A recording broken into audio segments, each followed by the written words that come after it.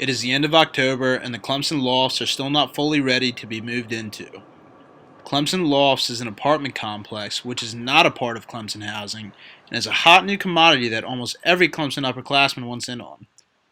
The apartments were slated to be available beginning on August 1st, 2.5 weeks before classes began at Clemson. However, the city of Clemson put a stop work order on the lofts on July 24th, stating that the developer is still not in compliance with the Department of Health and Environmental Control stormwater requirement. Junior mechanical engineer Charlie Whitaker was one of several hundred Clemson students that expected to be in their new apartment come the start of school. When asked about what delayed the construction process, Clemson Loft management declined to be interviewed. But the delay has caused students like Whitaker to find a temporary home before they move into their new apartments.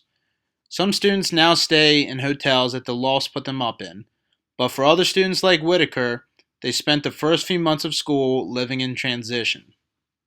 Well, at first I was really annoyed, but at first it was only a 2-week delay. And then 3 weeks later they told me that it was a whole month and a half delay, and that's when I got really annoyed. The Clemson Lofts caused many students to be without their desired homes for the first few months of school. But the diligently working construction crew has sped up their pace in hopes to have all students moved in before the end of November. The Lofts opened 3 of their buildings on October 17th and expect to have a 4th open within the next week. The cliche "better late than never" sure is fitting for this situation. But for students like Charlie Whitaker, they just want to be moved into the new apartments.